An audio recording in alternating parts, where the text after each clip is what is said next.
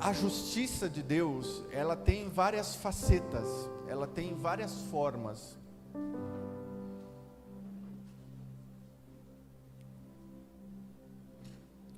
E, apesar de ser uma porção bíblica, é provável que muitos conheçam a frase que eu vou falar agora através de uma música.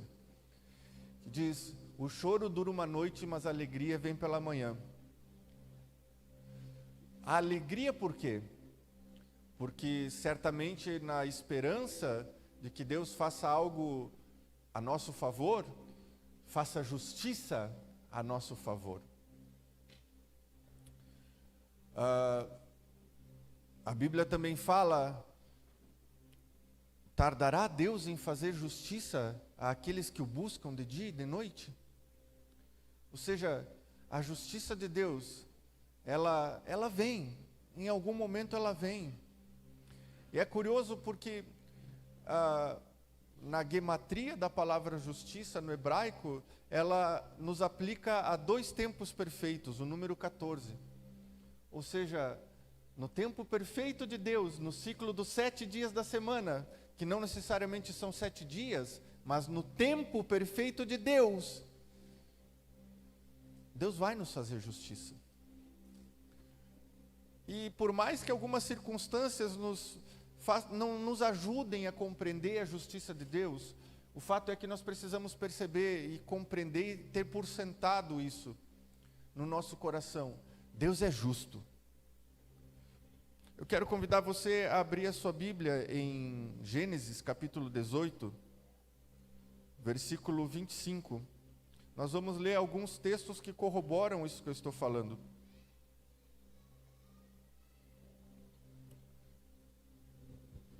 Vamos por aqui. Gênesis capítulo 18, versículo 25.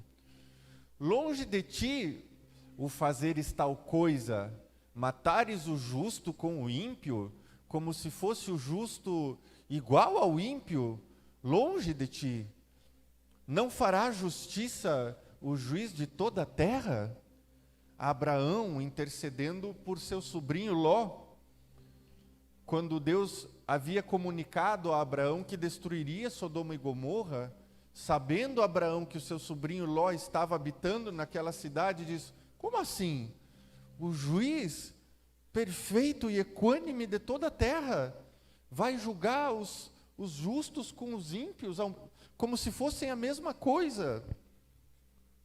E se você continuar lendo, você vai perceber que Deus teve piedade e não fez até que Ló saísse da terra. Vamos a 2 Crônicas, capítulo 19, versículo 7.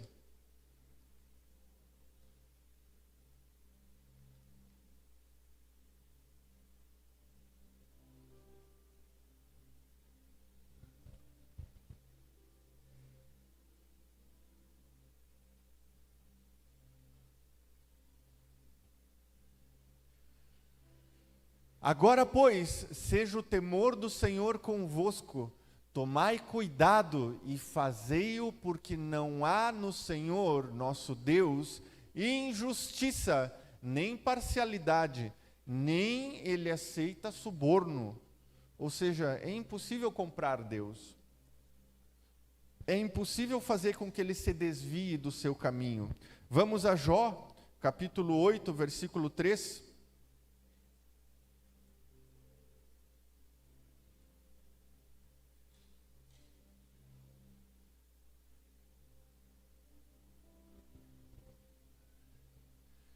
Perverteria Deus o direito, ou perverteria o Todo-Poderoso a justiça?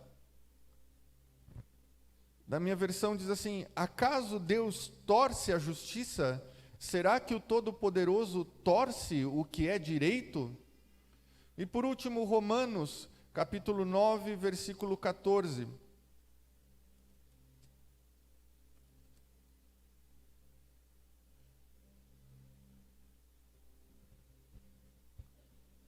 Que diremos, pois? Há injustiça da parte de Deus? De modo nenhum. Então nós viajamos aí 1000 e poucos anos ao longo das páginas bíblicas e constatamos que Deus é justo. Diga para a pessoa que está aí do seu lado: Deus é justo.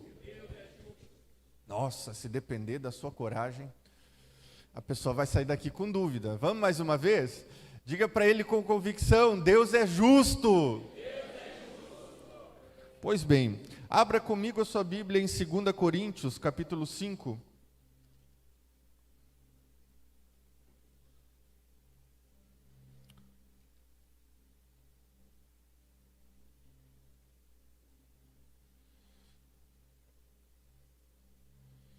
Nós, através de uma orientação do pastor Jabez, decidimos voltar a carregar o livro impresso da Bíblia. E apesar de eu colocar todos os textos bíblicos no meu esboço, eu faço questão de acompanhar com você na minha Bíblia impressa. E eu quero incentivar você a fazer isso. Vamos lançar uma campanha, carregue a sua Bíblia. Porque chegará o momento em que você não poderá carregá-la. Chegará o momento em que ela desaparecerá do seu celular, como já aconteceu na China, onde o aplicativo da Bíblia é proibido. Então, ame esse livro. Guarde ele muito mais do que numa estante ou com o Salmo 119 aberto em cima da sua cômoda. Guarde ele no seu coração. Romanos, já fomos. Agora 2 Coríntios, capítulo 5, versículo 18. Vamos do 18 ao 21. Ora, tudo provém de Deus, que nos reconciliou consigo mesmo por meio de Cristo e nos deu o ministério da reconciliação. Diga comigo, ministério da reconciliação.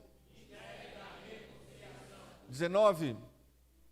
A saber que Deus estava em Cristo reconciliando consigo o mundo, não imputando aos homens as suas transgressões, e nos confiou a palavra da 20. De sorte que somos embaixadores em nome de Cristo, como se Deus exortasse por nosso intermédio.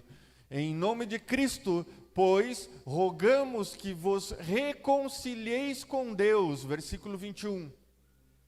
Aquele que não conheceu o pecado, Jesus, ele o fez pecado por nós, para que nele fôssemos feitos justiça de Deus. Feitos justiça de Deus.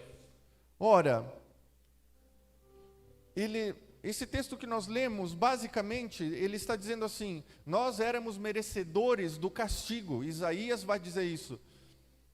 Nós éramos merecedores do castigo pelos nossos pecados, pelas nossas falhas. O pecado não entrou no mundo através de mim, entrou através de um homem. Através de Adão entrou o pecado no mundo. E através de um homem também, esse pecado nos remiu e nos salvou. Através de Jesus, nós podemos nos apresentar como santos diante do Pai. Mas há um problema nisto. Se nós recebemos o ministério da reconciliação, e já estamos reconciliados, a quem cabe levar esse ministério? Eu recebi o ministério da reconciliação, eu não posso ajudar o Jonathan a se reconciliar, porque ele já se reconciliou também. Então esse ministério não é para dentro da igreja, esse ministério é para fora da igreja. Você está entendendo o que eu estou dizendo? O ministério, a tarefa de reconciliar as pessoas com Deus, os anjos queriam, mas Deus disse: não, vamos deixar para os homens. Eu já me reconciliei, você que está aqui professa a mesma fé que eu, já se reconciliou com Ele. Agora nós devemos, como embaixadores de um reino invisível, implementar esse reino lá fora e anunciar às pessoas: ei, eu sou a extensão de um reino e você precisa entrar para o meu reino. Eu lembro que quando eu era pequeno, havia uns grupinhos, não as ganguezinhas, os grupinhos. Eu não fazia parte de gangue, eu fazia parte dos grupinhos. Tinha um conjunto muito grande de amigos, uns queriam jogar bola, outros queriam brincar de pega-pega, então nós fazíamos grupinhos. Agora tu é do meu grupinho e tu não pode andar com os outros. Até hoje, às vezes acontece isso com as meninas, as amiguinhas mais ciumentas começam: não, tu só tem que ser minha amiga, tu não pode ser amiga da outra. Não, que é isso? Tem que ser amiga de todo mundo. Isso vale para as meninas, isso vale para nós, no nosso convívio social. mas não vale no mundo espiritual. No mundo espiritual nós temos que ser egoístas, no melhor sentido da palavra. Ei, tu está indo para o inferno, vem para o meu grupinho. Tu precisa conhecer o meu grupinho. Porque a Bíblia diz que no nosso grupinho, no nosso território, a Bíblia diz, o reino dos céus é paz, que mais? Justiça e alegria no Espírito. Lá fora, as pessoas não têm paz. Elas acham que têm paz, depois de uma dose de drogas, depois de beber um pouco, mas o fato é que ao amanhecer, começa todo o tormento outra vez. Elas buscam por uma justiça que já diz o ditado, é cega. E ao andar da carruagem, está surda e muda também. E alegria no Espírito. Eles nem sabem o que é o Espírito. E cabe a nós, como embaixadores, manifestar isso lá fora.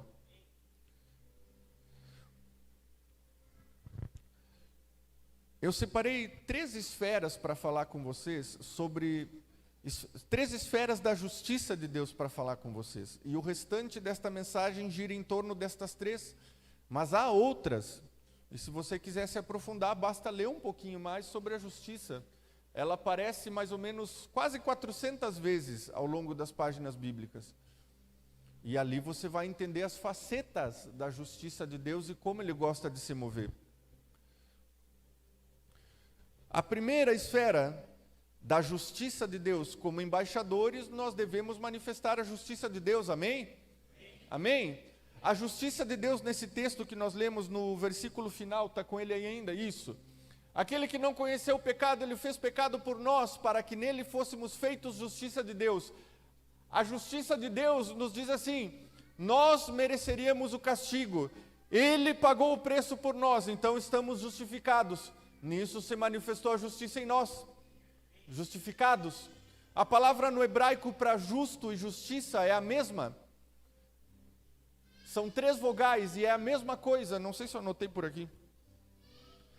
Tzek, não, ao contrário, Zedek. Justiça, nós fomos justificados porque alguém pagou o preço. Ele nos remiu. Mas agora cabe a nós o ministério da reconciliação, ou seja, levar as pessoas a conhecer Jesus e manifestando assim a justiça. Então, a justiça de Deus se manifesta quando cremos e anunciamos a sua palavra, na medida que, assim como Abraão creu e lhe foi contado por justiça, alguém crê em Cristo para o perdão dos pecados e salvação por sua justiça. Isso você pode encontrar, nós não vamos ler, mas você pode ler em Gênesis capítulo 15, versículo 6 e Romanos capítulo 4, versículo 3. Outra forma como a justiça de Deus se manifesta, quando desfrutamos de toda sorte de bênçãos espirituais que passamos a ter direito como parte do reino. Você vai encontrar isso em Efésios capítulo 1, versículo 3. E uma outra esfera que eu separei, quando se cumprem os juízos equânimes de Deus, perfeitos e retos, nas suas ações, nas ações de Deus não, nas nossas ações. Quando nós escolhemos o caminho da retidão, quando somos chamados por pessoas corruptas a seguir um caminho de corrupção. Olha aqui essa foto, ó, olha só, que gata. E você diz, não, eu não olho essas coisas, eu não me contamino com isso. Eu quero te convidar a entrar para o meu grupinho. Você está fazendo um ato de justiça? Ou vamos para a nossa religião pura e imaculada, cuidar dos órfãos e das viúvas. Quando você faz um ato de misericórdia e leva alimento para alguém que não tem, dá roupas para alguém que não tem, esses atos de misericórdia, na verdade, eles são a manifestação da justiça de Deus na terra. Porque o próprio Jesus diz assim, um dia direi, entrem, porque eu tive fome e me deram de comer, eu estive preso e me visitaste, tive frio e me abrigaste. Os atos de misericórdia, como nós chamamos modernamente, na verdade são atos de justiça do reino de Deus. E como embaixadores de tal reino, nós temos a obrigação moral e pelo nosso manual de fé de manifestarmos isso. Agora, indiscretamente, dê uma olhada aos lados, para trás, pode olhar. E veja quantas cadeiras vazias.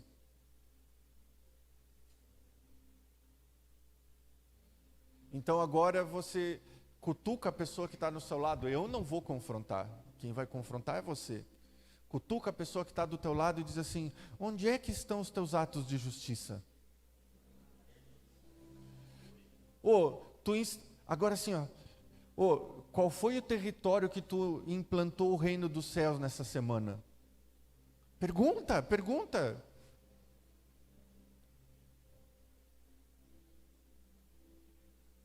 Agora sim, não precisa nem olhar para a pessoa, só cutuca e tapa. Tu falou de Jesus para quem essa semana?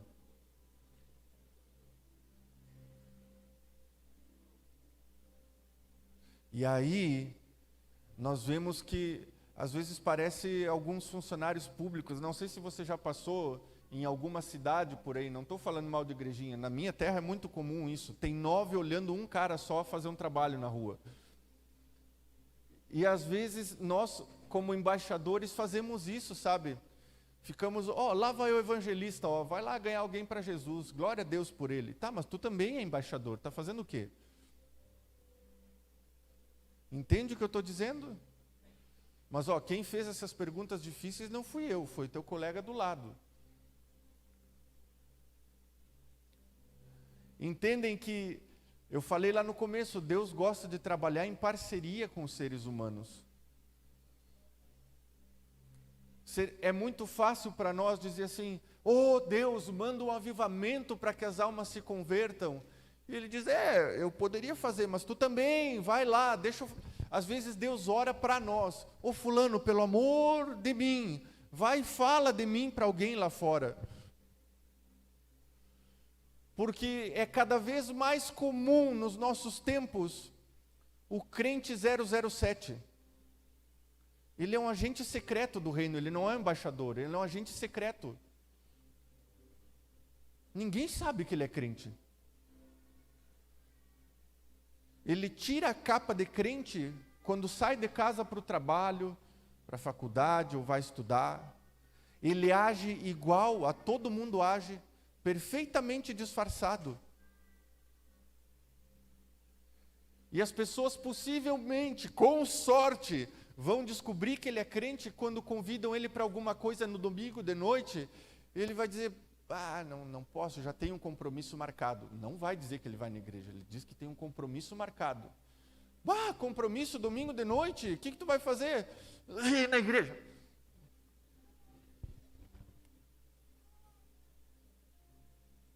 É engraçado, mas é triste também. Porque Deus não nos chamou para serem agentes secretos, Ele nos chamou para ser embaixadores. Quando um embaixador chega num território, é toda uma pompa, recepção. Quando Jesus entrou em Jerusalém, houve toda uma pompa. O rei dos judeus estava entrando. Como é que você é recebido? Eu vou dizer para você, é melhor ser recebido numa roda, entre aspas, de amigos, dizendo: lá vem o crente, do que ser recebido com um forte abraço, dizendo: tu é mais um como nós, faz as mesmas coisas que nós. Uma mensagem profética no mês da Oktoberfest.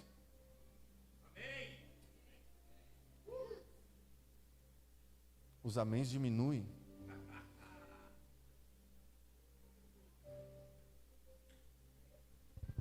Mas como o meu compromisso é com Deus e não com deixar você feliz, eu estou aqui para falar o que Ele coloca no meu coração.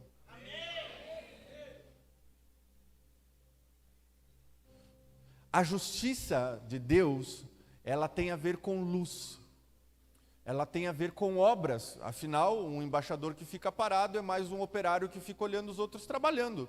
A justiça tem a ver com a luz. Vamos ler, abra comigo a sua Bíblia em Mateus capítulo 5, versículo 16.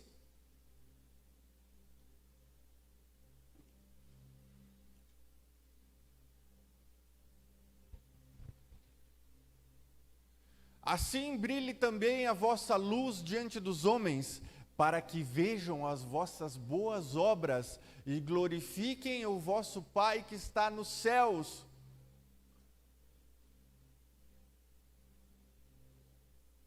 Nós somos o que, diz esse texto?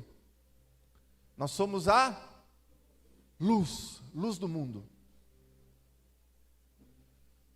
Um dos sinônimos para conhecimento é iluminação. Para sabedoria também é iluminação. E quando nós iluminados, porque somos luz, manifestamos as boas obras, as pessoas lá de fora, elas têm que dizer, o que esse cara tem que ele é diferente? Cara, tu não passa por problema, parece que tu está sempre bem. E eu não estou dizendo que nós temos que fingir, não estou falando isso. Eu estou falando que uma pessoa, um crente autêntico que tem vida, que tem comunhão com Deus, ele precisa manifestar os frutos do Espírito. Dentre eles a mansidão, desenvolver a sua fé a ponto de ter problemas e ter esperança, ter experiência. Eu estou atribulado, mas eu conheço o final do filme. O final do filme garante que a vitória é minha. Eu preciso persistir. Eu preciso continuar.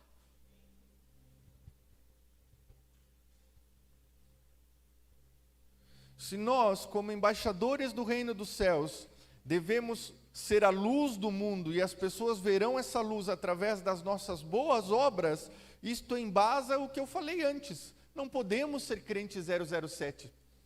As pessoas precisam ver as nossas obras, não para o nosso orgulho, mas para manifestar o reino, meus irmãos. Abra comigo a sua Bíblia, agora eu quero ver. Malaquias, capítulo 4, versículo 2.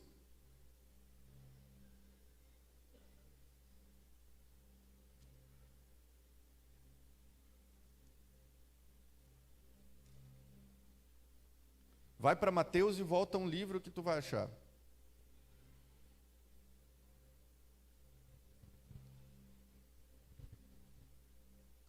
Malaquias capítulo 4, versículo 2.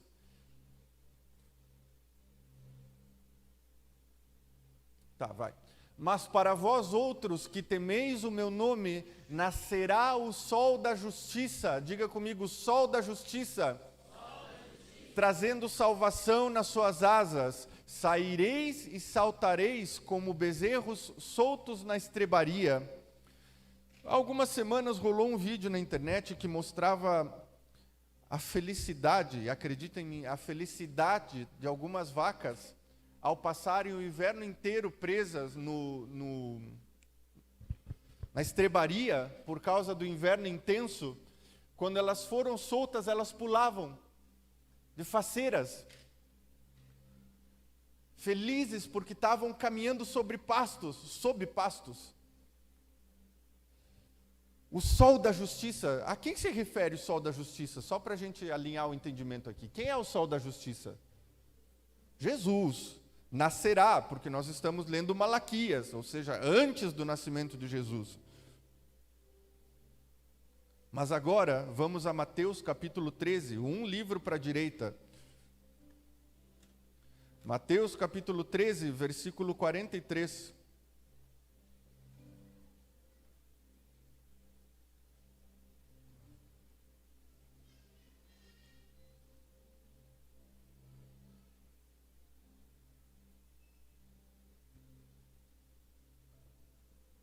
Então os justos resplandecerão como o sol no reino do seu Pai.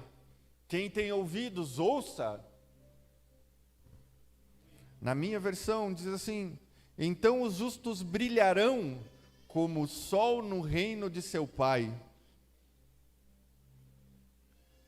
Tudo bem, Jesus é o sol da justiça. Onde ele chega, se manifesta a justiça do reino, através da mensagem de salvação, através do poder desfrutar das bênçãos do Altíssimo, através da manifestação dos juízos perfeitos de Deus. Quando que Jesus manifestou os juízos perfeitos de Deus? Quando decidiu não acusar aquela mulher que estava sendo acusada de adultério e merecia ser apedrejada. Aquele que não tiver pecado, que joga a primeira pedra. Eu não te acuso. Eles não te acusaram. Vá em paz e não peca mais, manifestando a justiça do Pai na terra.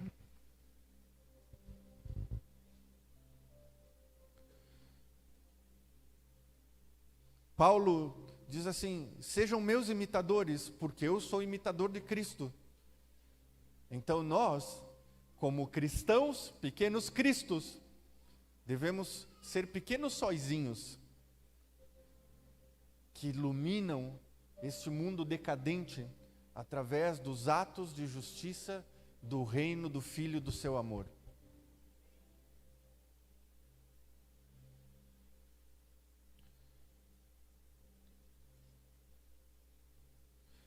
Agora vamos para Oséias.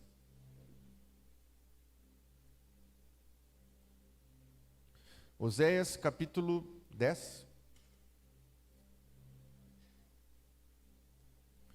Já estou terminando.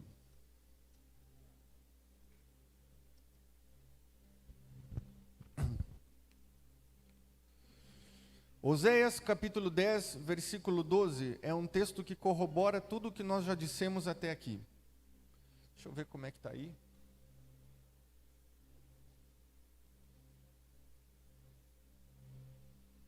É um texto um pouquinho mais rabuscado. Vamos por esse aqui que está um pouquinho mais simples. Não, esse aqui que está um pouquinho mais simples. Semeiem a retidão para si, colham o fruto da lealdade e façam sulcos no seu solo não arado, pois é a hora de buscar o Senhor, até que Ele venha e faça chover justiça sobre vocês. Agora, eu quero ler uma outra versão para vocês.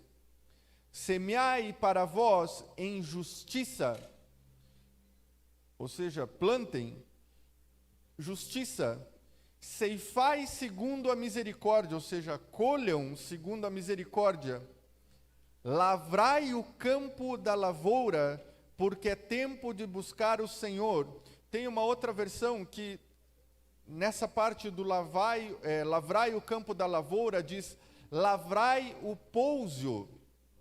O pousio são terras que não estão sendo lavradas, porque elas estavam descansando.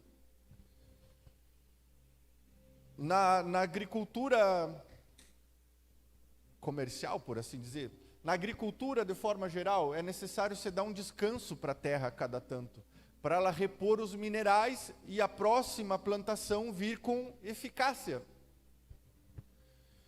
E contextualizando um pouquinho Oséias é um profeta que teve uma vida muito intensa. E foi um profeta que profetizou com a própria vida. Então Israel estava desviada, como nós gostamos de falar.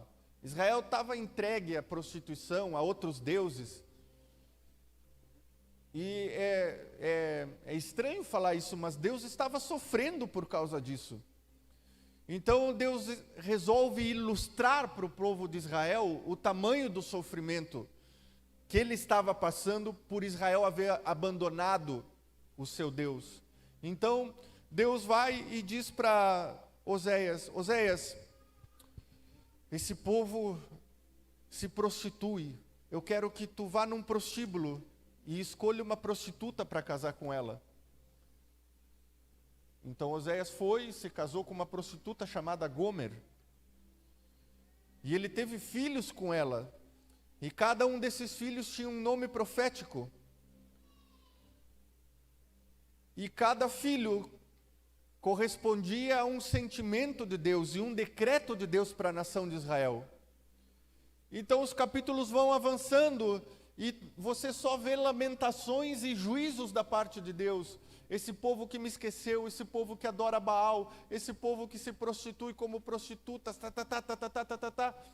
E esse versículo que nós estamos lendo é um dos momentos onde Deus vem falando sobre juízos para a nação de Israel. Ficou na outra Bíblia. Ou é nessa? Vem emitindo juízos contra Israel. Juízos, juízos, juízos. Aí nós chegamos no versículo 10 e vem um conselho. Perdão, versículo 12. E vem o conselho. E quando passa para o 13, segue juízo, juízo, juízo, juízo. O versículo 12 é uma chave para nós embaixadores do reino. Eu não sei como Israel processou isso naquela época, eu sei como nós devemos processar isso. Plantem justiça, façam atos de justiça, sejam embaixadores, anunciem a palavra, preguem a palavra a tempo e fora de tempo, com suas atitudes, com palavras, na internet, com perfis, como for. Anuncie, faça atos de justiça e você vai colher atos de misericórdia. Esses atos de misericórdia podem ser traduzidos como frutos do Espírito. Podem ser traduzidos como amor. E podem ser traduzidos também como justiça. Tudo por fazer atos de justiça. Mas aqui vem o ponto-chave. Campos que estavam em descanso. Campos que não haviam recebido plantio. Aonde nós estamos indo? Vou dar um exemplo para você. Nós oramos para que Deus mande um avivamento. Deus manda pessoas para que elas se encontrem contigo aqui na igreja. Ok. Há quanto tempo nós fazemos isso? Eu estou aqui, fechou 8 anos. Há 8 anos que eu oro. Deus manda pessoas. E não que Deus não tenha mandado. Está tudo bem. Deus mandou. Mas enquanto eu vejo cadeiras vazias, eu digo, ainda não. Então eu preciso mudar a estratégia. Esse campo de orar para que Deus mande pessoa está saturado. Eu preciso trocar o campo e ir para outro campo. E quando eu digo outro campo, é outra via de ação. Eu tenho que deixar de ser um crente 007 e fazer com que as pessoas percebam que tem algo especial em mim. Mas se eu forçar a barra só para mostrar que eu sou crente, também não adianta. Eu tenho que ter vida com Deus e Ele vai brilhar. Porque se eu tenho vida com Deus, a luz do Espírito Santo, a luz de Jesus brilha em mim cada vez mais forte. E por mais que eu tente esconder, vai chegar uma hora que... Como falaram para Pedro, tu é um deles, tu estava com ele. Não!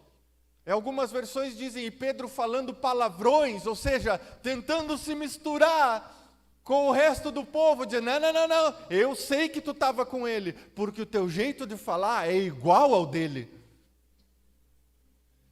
Para a loucura de Pedro, mas como? Eu estou falando que nem eles.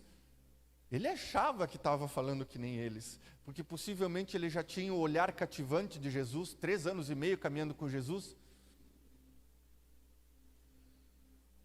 A gente diz que tem uma música em espanhol que diz, um estrejo de tu glória, um pedacinho da tua glória, é suficiente para mudar uma vida. Imagina caminhar 3 anos com Jesus. Eles eram diferentes, por mais que eles não quisessem, eles já não conseguiam nem aparentar que não conheceram Jesus. Meus irmãos, infelizmente, nos corredores da igreja, tem pessoas que não precisam se esforçar muito para mostrar que não caminham com Jesus. Mas tem solução, não é o fim. Basta buscar mais, basta mergulhar mais. Basta deixar de ser um crente 007 e ser um embaixador. Para seguir a carreira de embaixador, via de regra, embora haja presidentes que gostam de quebrar isso, há uma carreira que exige muito estudo, muita qualificação, concursos, até...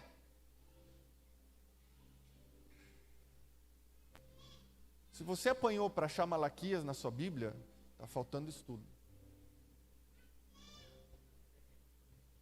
Até. Se você apanhou para achar Oséias, está faltando estudo do manual do Criador. Achar no aplicativo é fácil.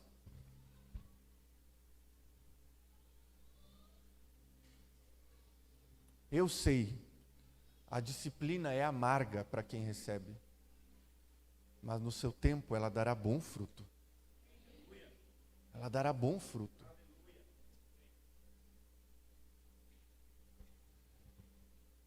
Eu poderia trazer uma mensagem de você vai ser abençoado, hoje é o dia da sua vida. E pode ser, mas não foi isso que Deus falou para mim. Então entenda que como voz profética, Deus está nos chamando para uma transição talvez de casa cheia, uma transição de avivamento pessoal, uma transição de vivermos o sobrenatural como se fosse natural, cotidianamente, todo santo dia. Há algum tempo eu compartilhei com os jovens uma experiência que eu vivi. Eu tinha a árdua tarefa de cortar a grama da minha casa. O Michael conhece a grama da minha casa. Eu estava lá em cima, no morro, lá atrás. E começou a fechar o tempo. E eu orei ao Senhor, Deus, eu preciso cortar a grama. Não pode chover aqui. Mas começou a chover e eu orei mais uma vez. Estava que nem Elias, só que ao contrário, para não chover. Deus, não pode chover aqui. E eu via chovendo mais para o lado, ali na rua, Michael. E onde eu estava cortando grama não chovia. E na medida que eu fui avançando, a chuva foi fechando para o lado que eu já tinha cortado. E eu segui, e parava de chover onde eu estava indo. Eu sei que muitos não acreditam, mas eu sei o que eu vivi. Eu sei o que eu vivi. A Marta viu. Isso é o que importa. Eu estou falando isso não é para você ficar com raiva. E se tiver que ficar com raiva, que fique. Eu vou viver isso. E viva isso.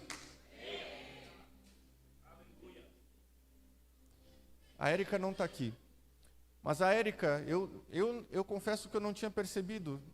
Mas a Marta percebeu que a Érica, bebezinha, ela tinha... No Uruguai nós chamamos chuecos. As perninhas e parênteses. E cambota.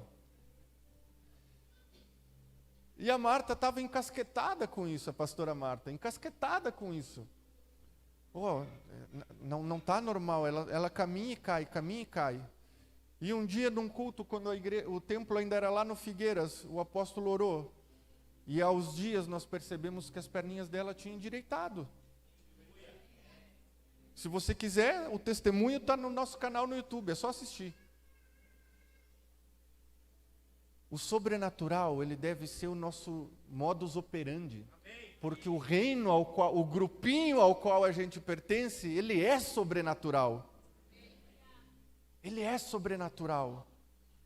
É um reino de paz, justiça e alegria no Espírito. Então, talvez você esteja pensando, mas eu não estou vivendo isso. Mas dá para viver. Procura teu líder no GR. Ah, mas eu não vou no GR. Está errado. Você escolheu vir para uma igreja que trabalha no modelo celular e não quer fazer parte de uma célula. Está errada. Precisa decidir, irmão. Tu é parte ou tu não é parte.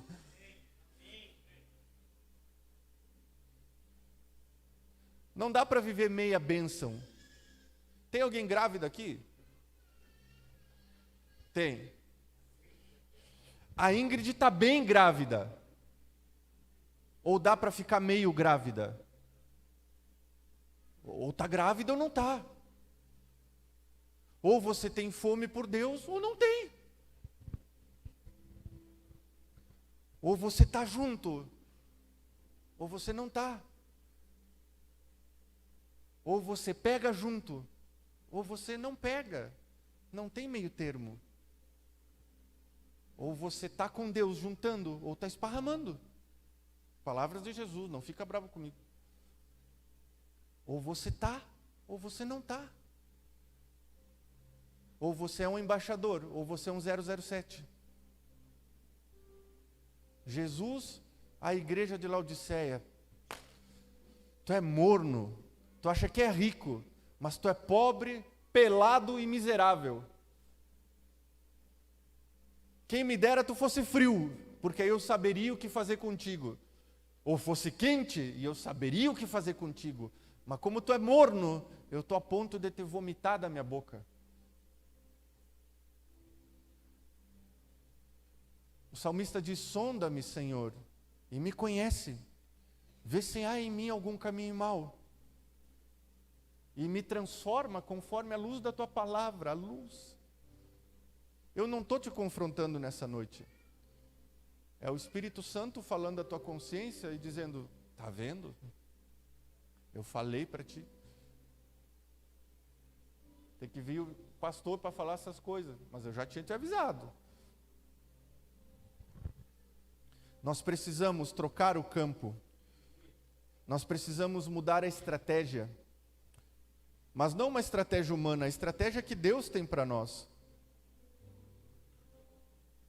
Mateus capítulo 5, versículo 6.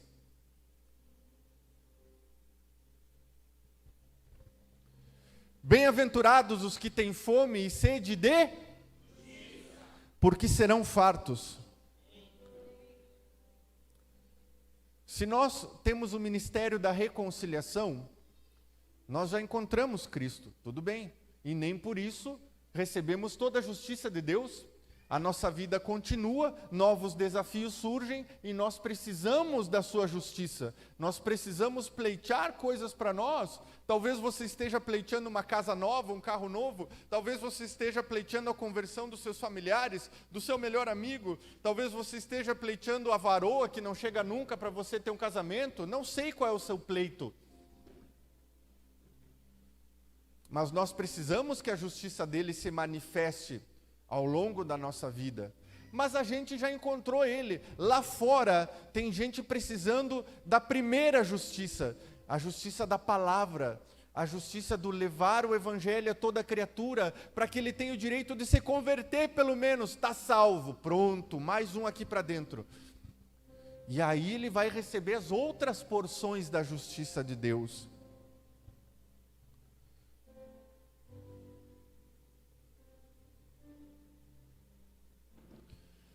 A palavra fala em Hebreus que o nosso sacerdócio é segundo a ordem de Melquisedeque. Ou seja, erroneamente alguns dizem que, por exemplo, os músicos de uma igreja são os levitas. Não são os levitas. Os levitas eram os adoradores, os sacerdotes do Antigo Testamento. Mas esse era o sacerdócio de Arão, que se encerrou em Jesus. O nosso sacerdócio é o próprio sacerdócio de Jesus, segundo a ordem de Melquisedeque. Isso está registrado também em Salmos capítulo 110, versículo 4, e em Hebreus capítulo 5, versículo 6. Um sacerdócio segundo a ordem de Melquisedeque. Você sabe o que significa Melquisedeque? Rei da justiça. O sacerdócio de Jesus, segundo a ordem de Melquisedeque. Jesus, o sol da justiça, o rei da justiça. Nós, cristãos, pequenos cristos, temos a obrigação de levar a justiça, pelo menos nessas 3 esferas que eu compartilhei com você. Para nós mesmos, quando intercedemos uns pelos outros, quando oramos uns pelos outros, mas também lá fora. Lá fora.